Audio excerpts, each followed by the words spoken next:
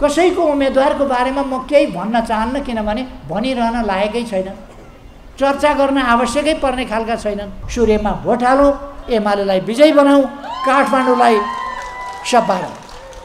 पहिले नै मेयर चलाएर अनुभव लिइसकेको र काठमाडौँलाई आधुनिक काठमाडौँमा बदल्न, यहाँका सडकहरू चौडा गर्न, यहाँ अनेक नयाँ कामहरू अगाडि बढाउनमा मण्डला स्थापना गर्ने कुरा होस्, जहाँ आज मण्डला बनाएर झन्डा फहराइएको छ। यी सबै काममा र यहाँ अनेक विकास निर्माणका कामहरूसँग जोडिएको र काठमाडौँ बुझेको, प्रशासन बुझेको, नगरपालिका महानगरपालिका बुझेको र यसलाई परिवर्तन कसरी गर्ने भन्ने सोच विचार र सङ्कल्प भएको अहिले केशव स्थापित। यस कार्यक्रमका अध्यक्ष महोदय, मञ्चमा आसीन नेताजीहरू, काठमाडौँ महानगरलाई आधुनिक, हरित, विकसित शहरको रूपमा एउटा नमुना शहरको रूपमा ऐतिहासिक, पुरातात्विक, धार्मिक अनेक महत्त्वका सम्पदाहरूले सजिएको आधुनिक, विकसित, डिजिटल र स्मार्ट सिटीको रूपमा काठमाडौँलाई उठाउने सङ्कल्पका साथ मेयरको उम्मेदवारको रूपमा यहाँ शरीक हुनुभएका केशव स्थापितज्यू, त्यसै गरी काठमाडौँ युवा जोशका साथ, युवा सोचका साथ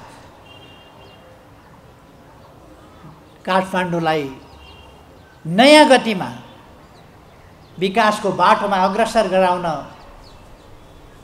युवाहरूको एउटा सशक्त प्रतिनिधिको रूपमा र सशक्त जनप्रतिनिधिको रूपमा, आजका सचेत जागरुक महिलाहरूको प्रतिनिधिको रूपमा काठमाडौँ महानगरलाई सिँगार्ने उद्देश्य बोकेर उपमेयरको उम्मेदवारको रूपमा यहाँ उपस्थित हुनुभएका सुनिता डङ्गोलज्यू, उहाँको प्रतिभा त हामीले अनेक हिसाबले देख्यौँ। उहाँले जहाँ पुग्यो त्यसरी आफूले सम्बोधन गर्न सक्नु हुँदो रहेछ भन्ने कुरा साङ्केतिक भाषाबाट पनि उहाँले साङ्केतिक भाषाको आवश्यक भएका साथीहरूलाई सम्बोधन गरेको देख्दा उहाँको बहुप्रतिभा यसै देखिन्छ। अर्थात् उहाँ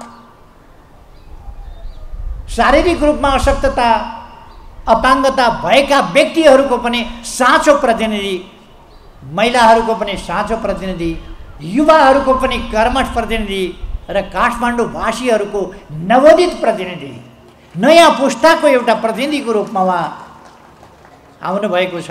उहाँलाई पनि म सम्बोधन गर्न चाहन्छु। विभिन्न जनसङ्गठनहरूबाट यहाँ प्रतिनिधित्व गर्दै आउनुभएका साथीहरू, कलाकार साथीहरू र नेकपा एमाले त अहिले देश नै एमालेमय बनाउन सफल भएको छ। देश नै एमालेमय भएको छ। एक दिनमा टिकटक कति बन्छन् हिसाब गर्न गाह्रो छ। फेसबुकमा कति स्ट्याटस लेखिन्छन् त्यो फेसबुकले मात्रै जान्दछ। अब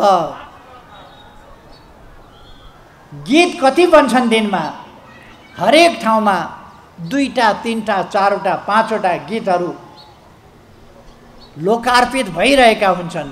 कोही चुनावी गीत, कोही अरू गीतहरू।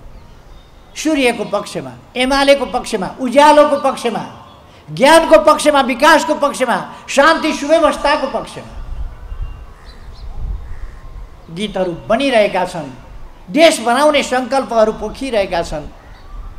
यसरी नयाँ नयाँ गीत र सङ्कल्पहरू लिएर उपस्थित हुनुभएका कलाकार साथीहरू, सञ्चारकर्मी साथीहरू र सामाजिक जीवनका विभिन्न क्षेत्रबाट यस मजदुर दिवसमा मजदुरहरूसँग ऐक्यबद्धता जनाउन आउनुभएका सबै साथीहरू, आज अन्तर्राष्ट्रिय श्रमिक महिला दिवस के मजदुर दिवस। यस मजदुर दिवसको इतिहास लामो छ।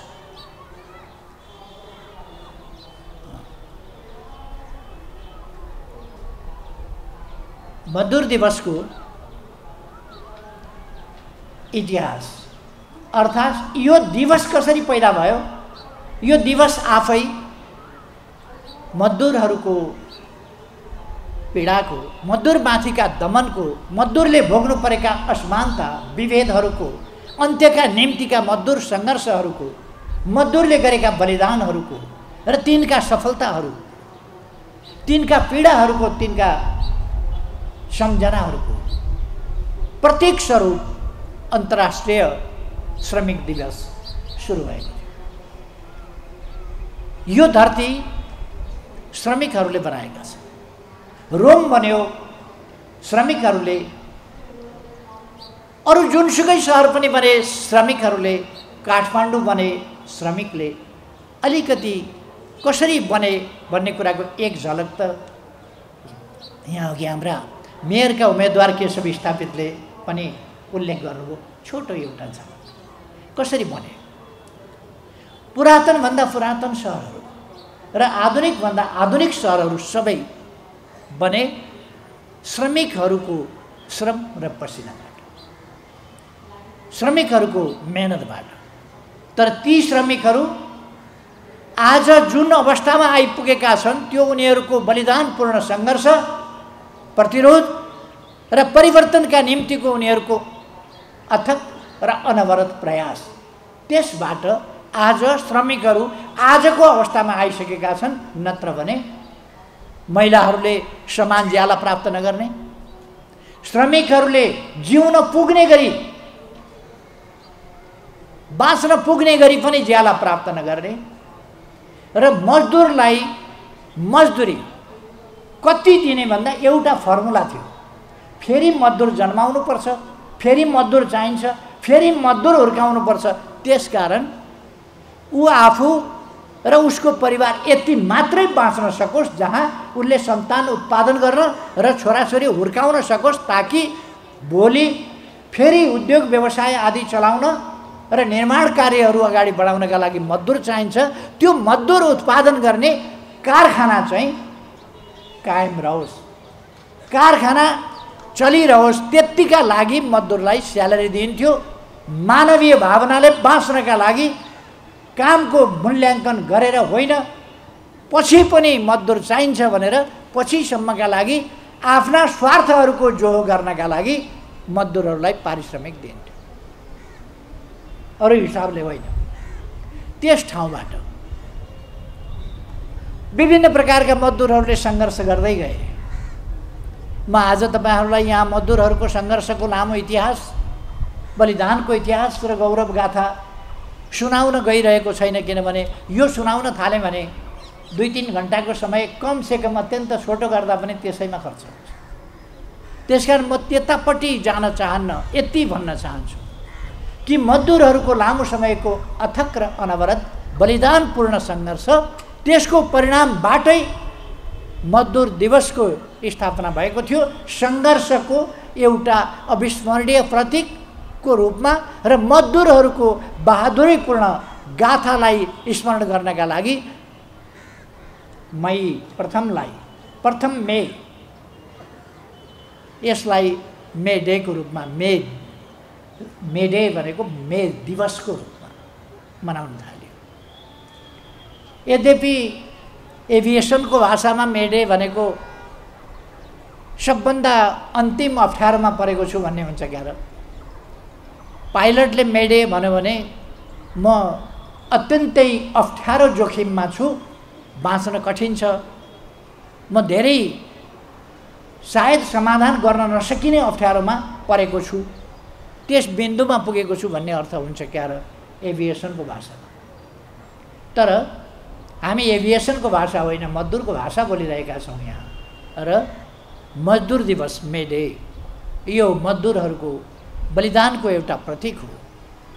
खास गरी मजदुर आन्दोलनको इतिहास त दासयुग, जब विभेद, जब असमानता भयो, त्यहाँदेखि मानिसले समानताका प्रयासहरू, विभेदको अन्त्यका प्रयासहरू गर्दै गयो, लडाइँहरू गर्दै गयो र अनेक प्रकारका त्यसलाई दमन गर्नका लागि सिद्धान्तहरू प्रतिपादन हुँदै गए। जन्मसिद्ध श्रेष्ठताको सिद्धान्त, राजतन्त्रका सिद्धान्त हुँदै हुँदै आएर मैले अस्ति एउटा कार्यक्रममा पनि भनेको थिएँ, अहिलेभन्दा 2092 वर्ष अगाडि दास नेता स्पार्टकसले ग्रिसमा विद्रोह गरेका थिए दासहरूलाई सङ्गठित गरेर। त्यो पनि मजदुर आन्दोलनको, श्रमिक आन्दोलनको बेग्लै नाममा थियो, दास विद्रोहका नाममा थियो। तर दासहरू भनेका को थिए भन्दा अधिकारविहीन श्रमिकहरू थिए, सम्पूर्ण रूपमा अधिकारविहीन श्रमिकहरू। उनीहरूसँग कुनै पनि अधिकार, आफ्नो ज्यान पनि आफ्नो अधिकारभित्र थिएन। ज्यानको पनि सुरक्षा मालिकको हातमा हुने गर्थ्यो, दास मालिकको हातमा। त्यस दास युगमा मैले भने अहिलेभन्दा 2092 वर्ष अगाडि दासताका विरुद्ध, दासताका विभिन्न मात्राहरू रहे पछिसम्म पनि, तर त्यति बेला चरम दासता थियो, त्यसका विरुद्ध स्पार्टकस विद्रोह भएको थियो। दासताको इतिहास हामी अगाडिदेखि देख्न सक्दछौँ। द्वापर युगमा, त्रेता युगमा, त्रेता युगदेखि नै दास प्रथा प्रचलनमा रहेको हामी पाउँछौँ। अथवा श्रमिकहरूमाथि जब वर्गीय समाज बन्यो, तबदेखि वर्गीय समाज भनेकै विभेदकारी समाज, असमानताको समाज हो। त्यो बनेदेखि नै मजदुरहरूमाथि विभेद र असमानताहरू थोपरिए र त्यसका विरुद्ध मजदुरहरू सङ्घर्षको मैदानमा उठ्दै गए, जाग्दै गए, लाग्दै गए। मैले एउटा प्रसङ्गको कुरा गरेँ। एउटा प्रसङ्गमा मैले भनेको थिएँ 2092 वर्ष अगाडि स्पार्टकसहरूको विद्रोहले जुन कुराको आवाज उठाएको थियो, समानताको कुराको आवाज उठाएको थियो, 1215 मा जाँदा म्याग्ना कार्टा बन्यो। तर म्याग्ना कार्टाले त्यो भावना बोक्न सकेन जो श्रमिकहरूले, यो त 1215 को कुरा थियो इस्वी सनको, अर्थात् अहिलेभन्दा 1000 वर्ष लगभग, अथवा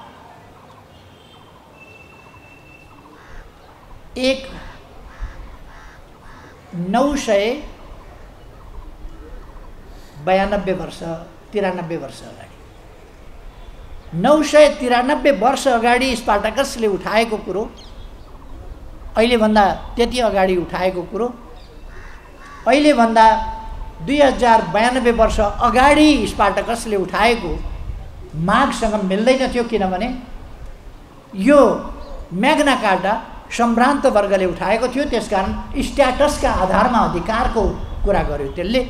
जबकि स्पार्टकसहरूले स्ट्याटसको आधारमा होइन, मानवीय भावनाका आधारमा, मानवीय औचित्य र आवश्यकताका आधारमा समानता हुनुपर्छ भन्ने कुरा उठाएका थिए। अथवा श्रमिक वर्गले चेतनाको बिगुल, समानताको बिगुल, न्यायको बिगुल मानव जातिको इतिहासमा पहिलोपल्ट श्रमिक वर्गले फुक्यो। राजनीतिक आन्दोलनको हिसाबले भन्ने हो भने, राजनीतिक आन्दोलन र मजदुर आन्दोलनको हिसाबले भन्ने हो भने, यद्यपि त्यस बेलासम्म मजदुर सङ्गठन बनिसकेका थिएन, तर मजदुरहरूले सङ्गठित रूपमा 1831 बाट आफ्नो मजदुर आन्दोलन सुरु गरेका थिए। त्यस आन्दोलनले बिस्तारै मजदुरहरू केन्द्रित भएर विचार निर्माण गर्यो, मजदुर वर्गीय हितहरूलाई केन्द्रित गरेर विचार निर्माण गर्यो र सर्वहारा वर्गीय विचार, यसको सन्दर्भमा यस विचारबाट सोच्दै जाँदा दर्शन, सिद्धान्त, नीतिहरू, सामाजिक सुप्रबन्धका अनेक चिन्तनहरू बने। यसमा अनेक वैज्ञानिकहरूले अनेक दार्शनिकहरूले दिमाग ख्याए र आज हामी यस ठाउँमा आइपुगेका छौँ। आज मजदुरहरूका हक हितका लागि सङ्गठन निर्माण भएको, विश्व स्तरमा सङ्गठन निर्माण भएको 1919 मा ILO इन्टरनेसनल लेबर अर्गनाइजेसन 1919 मा स्थापना भएको थियो र त्यसले मूलतः 5 वटा धेरै महत्त्वपूर्ण मुद्दाहरू राखेका थियो। महिलाहरू सम्बन्धी, बालबालिका सम्बन्धी, श्रमका हक सम्बन्धी, समानता समान ज्यालाका सम्बन्धी र सामाजिक सौदाबाजी, यो सामूहिक सौदाबाजीका सम्बन्धमा महत्त्वपूर्ण यस्ता 5 वटा मुद्दाहरू त्यसले राखेको थियो र त्यस सन्दर्भमा मजदुर आन्दोलन अगाडि बढ्यो। र नेपालमा भन्ने हो भने राजनीतिक आन्दोलनको सुरुवात मजदुर आन्दोलनबाट भएको थियो। त्योभन्दा अगाडि राजनीतिक आन्दोलन भएको थिएन। पहिलोपल्ट 2003 साल फागुनमा विराटनगरमा मनमोहन अधिकारीको नेतृत्वमा राजनीतिक आन्दोलन मजदुर आन्दोलनको रूपमा पहिलोपल्ट सुरु भएको थियो। त्यसपछि नेपालमा जयतु संस्कृतम नामको अर्को विद्यार्थी आन्दोलन सुरु भएको थियो र त्यसपछि त्यसले राजनीतिक आन्दोलनलाई आन्दोलनको रूपमा, त्योभन्दा अगाडि आन्दोलनको रूपमा उठ्न सकेको थिएन। भित्रभित्र विद्रोह थियो। 97 सालको विद्रोह भित्रभित्र उठेको थियो तर सडकमा उत्रिएको थिएन। सडकमा उत्रिएको पहिलो शक्ति भनेको मजदुर शक्ति हो नेपालको इतिहासमा र आन्दोलनको इतिहास सुरु गरेको नेपालका मजदुरहरूले र यसपछि मजदुर सङ्गठनहरू निर्माण हुँदै गए। त्यति बेलादेखि मजदुरहरू सङ्गठित भएर आफ्ना मजदुर वर्गीय हितहरूलाई अगाडि बढाउन थाले र आज म सन् 2019 अहिलेभन्दा 3 वर्ष अगाडि जेनेभा ILOको हेडक्वार्टरमा त्यहाँ वार्षिकोत्सव थियो। अन्तर्राष्ट्रिय श्रमिक सङ्गठनको 100 वर्ष पुगेको, सफलताका 100 वर्षहरूको एउटा उत्सव मनाउने वर्ष पनि थियो त्यो। त्यस वर्ष म जेनेभामा पुगेको थिएँ र मैले नेपालका श्रमिकहरूले र हामीले नेपालमा प्राप्त गरेका सफलताहरूको प्रशंसा अन्तर्राष्ट्रिय श्रमिक सङ्गठनबाट जेनेभामा सुन्न पाउँदा अत्यन्तै खुसी लाग्यो। नेपालमा छँदाखेरि मलाई विष्णु रिमाल भनेको आफ्नो एउटा मामुली कार्यकर्ता जस्तो लागेको थियो।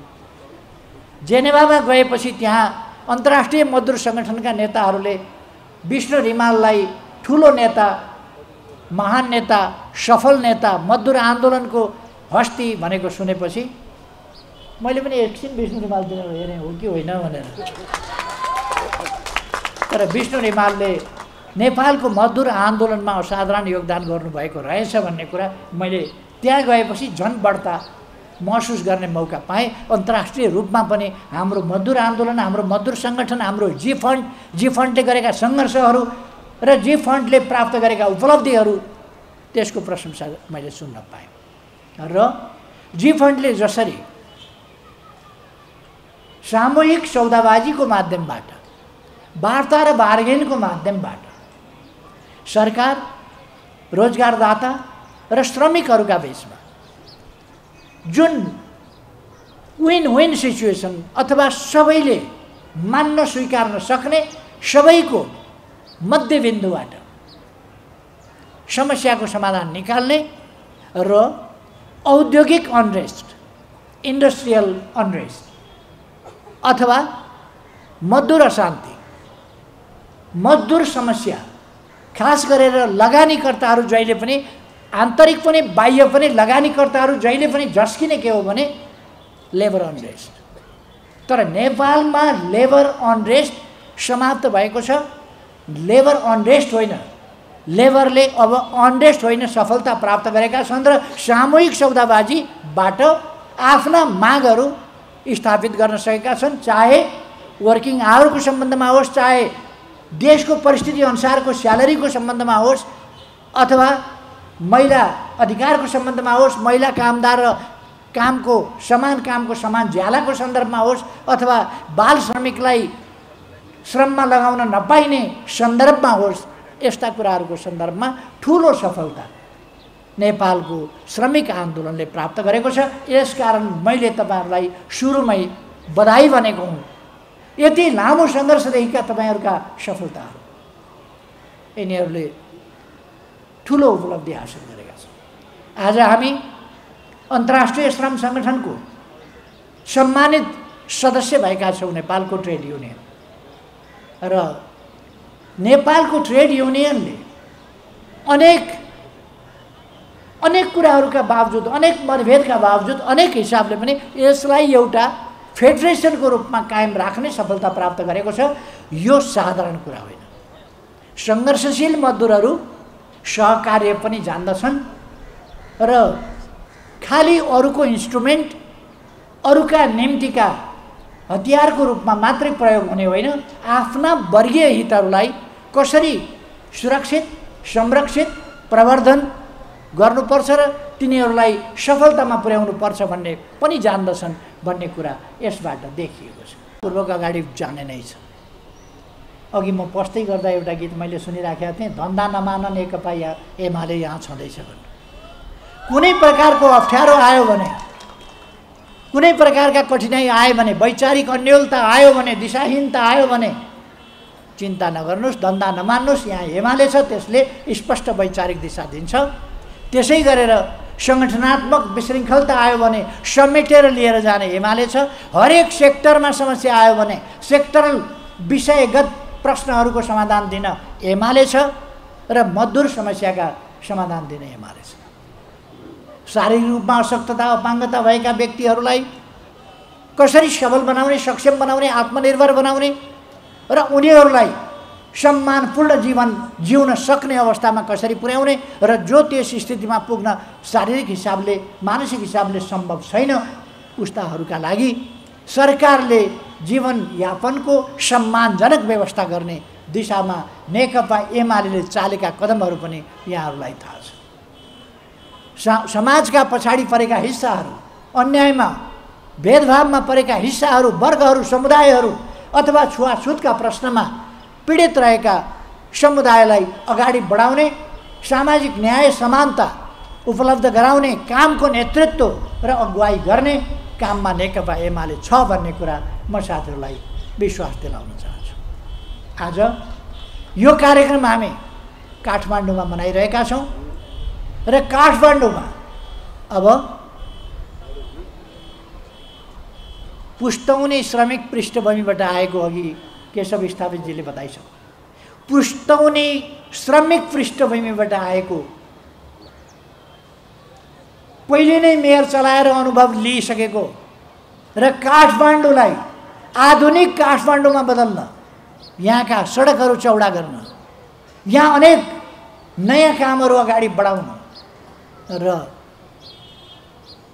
चाहे यहाँका वरिपरिका सडकहरू चौडा गर्ने कुरा होस्, माइती घरमा मण्डला स्थापना गर्ने कुरा होस्, जहाँ आज मण्डला बनाएर झन्डा फहराइएको छ, यी सबै काममा र यहाँ अनेक विकास निर्माणका कामहरूसँग जोडिएको र काठमाडौँ बुझेको, प्रशासन बुझेको, नगरपालिका, महानगरपालिका बुझेको र यसलाई परिवर्तन कसरी गर्ने भन्ने सोच विचार र सङ्कल्प भएको अहिले केशव स्थापित लगायत अनुभवी र नयाँ जोस जाँगर र उत्साह भएको अनुभव र जोस जाँगरको सम्मेलन, त्यस ढङ्गले अगाडि बढाउने उद्देश्यका साथ नेकपा एमाले काठमाडौँमा यति बेला चुनावमा होमिएको छ। महानगरमा यहाँहरूलाई थाहा छ, मैले भनिरहनु पर्ला जस्तो लाग्दैन।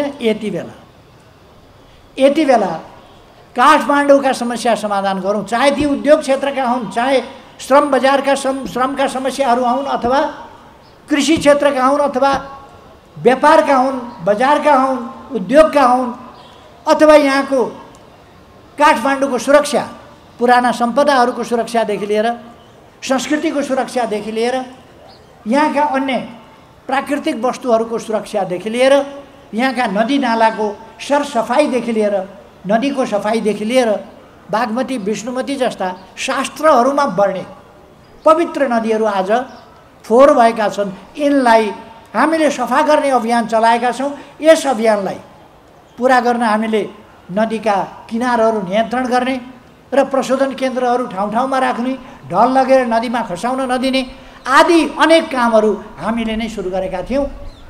म तपाईँहरूलाई एउटा घटना सुनाउन चाहन्छु। 2051 सालमा म गृहमन्त्री थिएँ।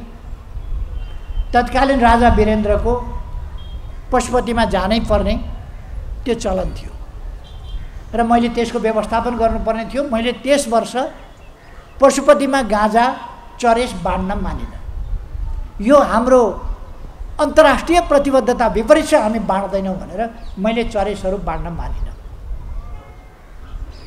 यो 51 सालको कुरा र मैले त्यहाँको जोगीहरूलाई उनीहरूको एकजना नेता राजासँग भेटाइदिउँला भनेर मैले भने। त्यसपछि उनीहरूले बल्ल माने अनि मैले राजालाई त्यहाँ लिएर पशुपतिको दर्शन गराएर फर्काएपछि भेट गराइदिएँ। अनि जोगीले भने यो गृहमन्त्री अत्यन्तै बदमास रहेछ, यो गृहमन्त्रीले हामीलाई पशुपतिको बुटी खान दिएन, गाँजा चरेस खान दिएन, यो बदमास रहेछ, यसलाई तुरुन्त बर्खास्त गर्नुपर्छ भनेर उनीहरूले भने। अनि वीरेन्द्रले सुनेर मलाई सोधे अन्तिममा के भन्छन् यी बाबाजीका प्रतिनिधिले के भन्छन् भनेर। अब मैले भने अब सरकार मलाई यो हिन्दी त धेरै राम्ररी त आउँदैन, अब मौसुफलाई जस्तै हो, मौसुफले जे बुझ्नुभयो मैले पनि त्यस्तै बुझ्या हो। यो बागमती नदी हामी आउनुपर्छ, नुहाउनुपर्छ, सफा राख्नु पर्यो, यसलाई चाहिँ पवित्र बागमती जस्तो पार्नु पर्यो भने जस्तो लाग्यो मलाई भनेर मैले भने। त्यसै भने होला जस्तो लाग्यो भनेर राम्रै कुरा गरेछन्। बागमती सफा गरे हुन्न त गृहमन्त्रीजी भनेर उहाँले भनेपछि मैले ठिक छ सरकार, हामी बागमती सफा गर्नेतिर लाग्छौँ भने। त्यसबेला हामीले अहिलेका सम्माननीय राष्ट्रपतिजीको नेतृत्वमा बागमती सफाई, ढल मिसाउन नदिनेदेखि बागमती सफाईको, बागमती करिडर विकास, बागमतीको विकास, सरसफाई र विकासको एउटा अभियान, ढल मिसाउन नदिने अभियान, त्यसका लागि एउटा समिति बनायौँ र काम सुरु गरेका थियौँ। आज बागमतीमा केही सुधार आइसकेको छ। अब आगामी दिनमा हामी बागमतीलाई स्वच्छ पवित्र बनाएर छोड्ने सङ्कल्पमा छौँ, विष्णुमतीलाई त्यसै गरी पवित्र बनाएर छोड्ने सङ्कल्पमा छौँ र अरू विकास निर्माणका कामहरू गर्ने सङ्कल्पमा छौँ। यसका निम्ति प्रतिबद्धता काठमाडौँ महानगरपालिका कमिटीहरूले प्रतिबद्धता जनाइसकेका छन् र त्यो प्रतिबद्धता लिएर हाम्रा मेयर, उपमेयर, वडा अध्यक्ष र सदस्यहरू, महिला सदस्य, दलित सदस्य लगायत सम्पूर्ण सदस्यहरू त्यो प्रतिबद्धतालाई लिएर पार्टी केन्द्रको चुनाव घोषणापत्र र प्रतिबद्धता पत्र, स्थानीय प्रतिबद्धता पत्र लिएर अगाडि बढेका छन्। स्थानीय प्रतिबद्धता पत्रको सम्बन्धमा मैले धेरै भनिरहनु पर्ला जस्तो लाग्दैन। हामी यस देशलाई समृद्ध देश बनाउने र यस देशका बासिन्दाहरूलाई सुखी बनाउने, अर्थात् समृद्ध नेपाल, सुखी नेपालीको राष्ट्रिय आकाङ्क्षा परिपूर्ति गर्ने यस अभियानमा हामी लागेका छौँ। यसमा मैले विश्वास लिएको छु सम्पूर्ण मजदुरहरूको, श्रमिक वर्गको, श्रमजीवी वर्गको, युवाहरूको, महिलाहरूको र सम्पूर्ण काठमाडौँवासी दाजुभाइ दिदीबहिनीहरूको सहयोग हुनेछ भन्ने मैले विश्वास लिएको छु। र यो किन विश्वास लिएको छु भने काठमाडौँलाई हाम्रो सम्पदा, हाम्रो इतिहास, हाम्रो पुरातात्विक महत्त्वको सहरमा इतिहास झल्किने, आधुनिकता टल्किने एउटा नमुना सहरको रूपमा, विश्वको नमुना राजधानीको रूपमा काठमाडौँलाई विकसित गर्नका लागि म सबैलाई आग्रह गर्न चाहन्छु। कसैको उम्मेदवारको बारेमा म केही भन्न चाहन्न, किनभने भनिरहन लायकै छैन, चर्चा गर्न आवश्यकै पर्ने खालका छैनन्। केही कुरा गरिरहनु पर्ने नै आवश्यकता छैन। त्यसकारण म कसैको बारेमा केही भनिरहन चाहन्न। साथीहरूले कतिपयले इच्छा गर्नुभएको छ, इच्छा गर्न पाइन्छ, उहाँहरूको अधिकारको कुरा हो। उहाँहरूले इच्छा गर्नुपर्छ, उहाँहरूको इच्छालाई सलाम गरौँ, सूर्यमा भोट हालौँ, एमालेलाई विजयी बनाऊ, काठमाडौँलाई सपारौँ। यही आग्रहका साथ हाम्रो अहिले फेरि हिटौँडा जानुपर्ने भएको हुनाले अरू धेरै कुरा भन्नुभन्दा पनि म यहाँबाट यहाँहरूसँग बिदा लिन्छु। धन्यवाद।